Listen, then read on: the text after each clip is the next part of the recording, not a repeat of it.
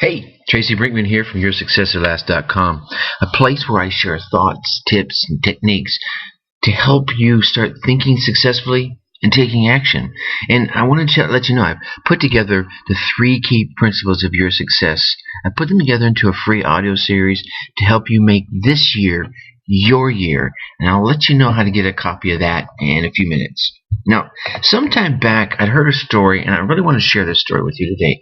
It's a story of finding the gems in your life in the norm before going off and looking at all the hyped up things that were being pitched in emails and phone calls and on TV every day. The story is about a farmer in Africa who had heard many accounts of fellow farmers finding their fortunes by discovering diamond mines. These tales of diamond mines got his heart racing, his mind reeling of all the dreams that he could fulfill if he could only find his own diamond mine. Now, quickly, he went about selling his farm, and off he went to the prospect of riches that so many others had found in these glittering gems, right? He spent the rest of his life wandering the African continent, searching, well, sadly, unsuccessfully for those precious stones.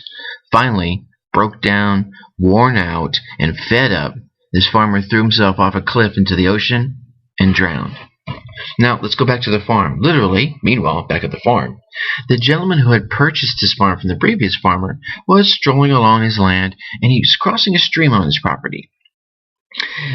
Within the cool waters, right, he was wiggling his toes, just strolling along, splashing, and suddenly the flashing glimmer of red and blue caught his eye. He stopped, reached down into the water, and picked up a stone. It was a good-sized stone. He admired how he moved it back and forth and was just kind of amazed at how the light played with the stone. So he took it back home, put it up on his mantelpiece, kind of a curio, something to enjoy, a conversation piece. Now, sometime later, a friend of his was visiting and noticed the stone sitting up on the mantel. He investigated it kind of intently. He hefted it in his hand, feeling it. Wow, this is pretty cool. And then after a dramatic pause and feeling his legs get a little bit wobbly, he nearly fainted. He asked the farmer if he realized what he had in his possession. Now, this guy was a humble man, and the farmer said no, he merely thought it was an interesting piece of crystal or quartz.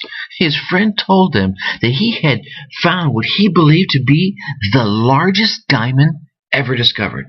Well, taken aback by this news, the farmer quickly caught his wits and told his friend, he said, well, seriously, along the creek bed, there's a bunch of stones like this. Not quite as large as that one, but certainly there was many to be had just by picking them up off the bottom of the creek.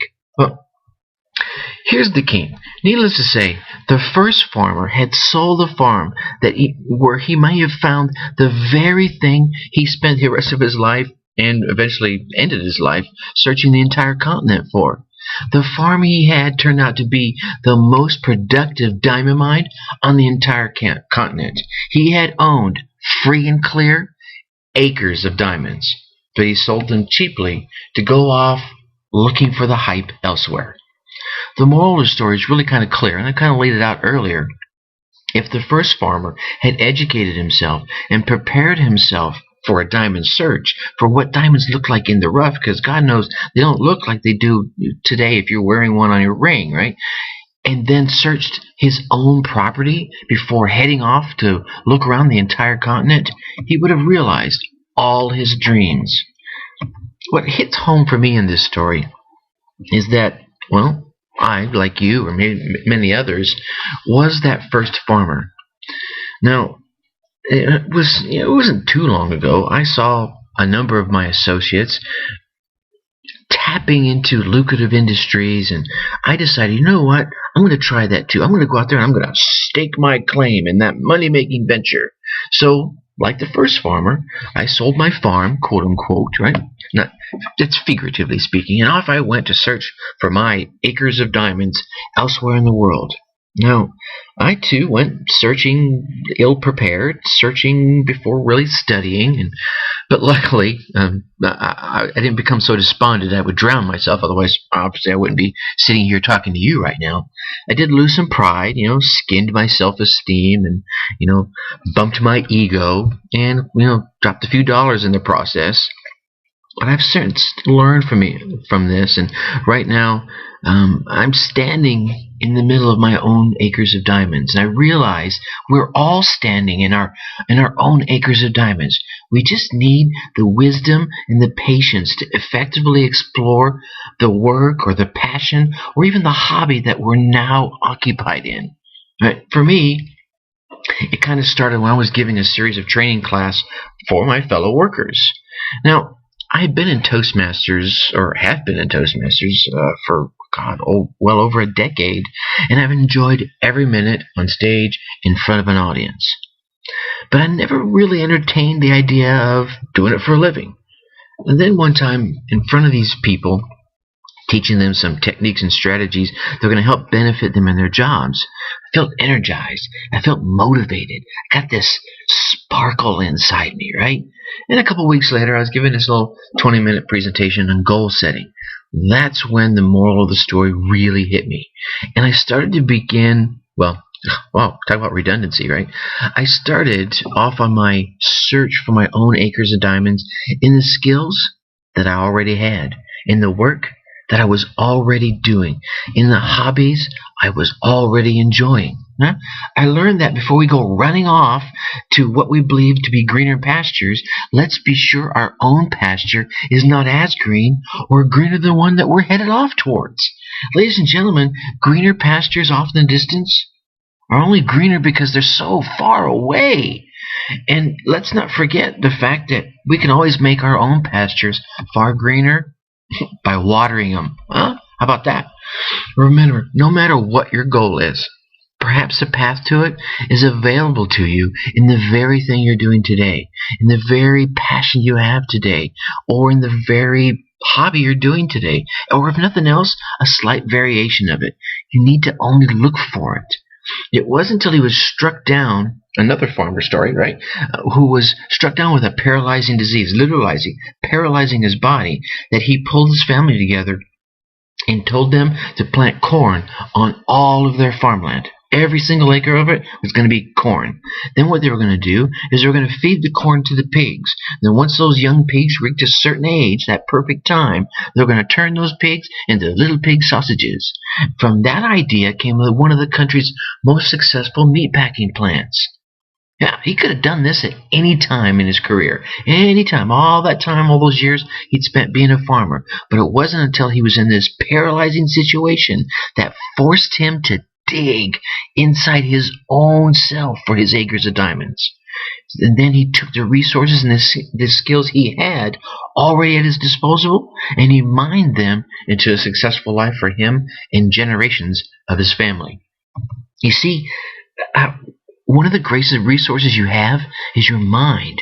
You need to explore all the possibilities in what you're presently doing, in what you presently enjoy, in what you're presently do for a passion or a hobby. All right, inside there you're going to find possibilities in the skills that you currently possess. Another quick story as an example. A beggar once went. I just keep tripping up things, and I'm not going to edit this. I want you to realize I'm real about this. So we're just going to leave these little bumbly mistakes in here. So anyway, this beggar, he went to a man, and he was searching for a few dollars for a meal. The man was Napoleon Hill, a motivator and an educator par excellence. And many of you probably have heard of this man already. If you're listening to me, you're that kind of person. So Mr. Hill sat with the beggar and made him realize that the world is going to give him what he asked for. Ladies and gentlemen, what you ask for is what you're going to get. If you ask for a mere dollar, that's all you're going to get, and not a penny more. Well, after this dissertation, the man now wanted more. So Mr. Hill then took a minute to assess the man's skills. Now, this man had some experience selling products. He'd done it before, and he'd been a cook in the military. So Mr. Hill decided to combine these two quote-unquote meager skills and devised a plan where the man would sell cookware in a unique fashion. He would have little dinner parties for prospective clients. He'd cook them dinner in his wares, the very product he was trying to sell, to impress upon them how well this product works. And then he would just take orders.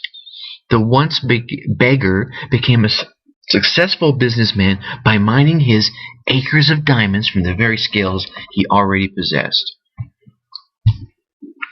Your work, my work, everybody's work in there has such opportunity hiding in it. Could be your work, could be whatever it is you're passionate about, could be your hobbies, these little things. They're out there now, just waiting to be found. But they're not going to go and shout for your attention.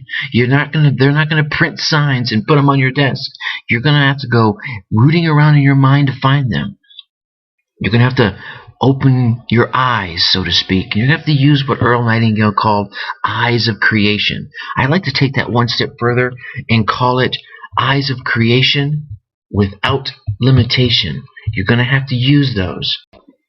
Use your eyes of creation without limitation to look at your work, your hobbies, your passions, anything that brings out that sparkle in you.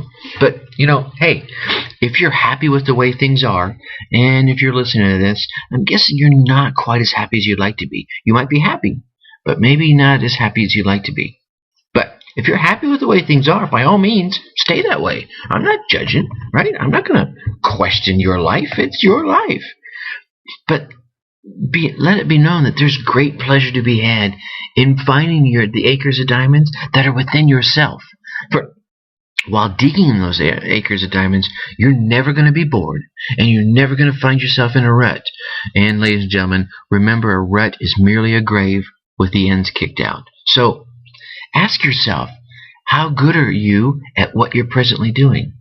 Do you have a skill that you can use to make what you're doing easier or more profitable? Or do you know someone that has a skill that will make what you do easier and more profitable? How can you join forces with that person? You got to think outside the box. You got to grow to where you want to be. I want you to wake up each morning with one question on your mind, right? How can you be of service today? See, if you give more, then you're going to receive more. That's the law of reciprocation at its basic form. Remind yourself that there are valuable and marketable diamonds hiding within you, that you just need to go looking for them. Know every facet of your work. I don't want you to know just your job. I want you to know every facet of your work and your business. See, that could be the thing that helps you uncover your first diamond. Because you may be thinking, I just do this, I'm just a maintenance man, or I'm just this or just that. But once you know a little bit more about your work, then your mind starts sparkling with ideas, and your momentum will pick up, and you'll uncover the next, and so on and so forth. So really, take 15 or 45 minutes a day with a journal, a pad, a piece of paper, and list opportunities that are around you this very moment. List your current skills. List the things that are at your work. Brainstorm or write down whatever comes to mind. Don't hold back. Don't limit yourself. Because the idea is one of today's thoughts combined with one of tomorrow's or next week's thoughts could help you uncover your first diamond or a bigger diamond. You got to take notes on how you can build your base of knowledge around your profession, whatever your trade or industry is. Or maybe you think about your hobbies. Is there a hobby that you're doing that you're just so passionate about? Start taking notes on that, and perhaps the sparkle of an idea of that diamond, of how you can turn that into a profitable venture. Make a plan and follow through on it, right? We're going to talk about more on that in another episode. Make notes on how you can improve your skills and performance. Basically, really explore your work and your skills and your hobbies. Look at all facets of them.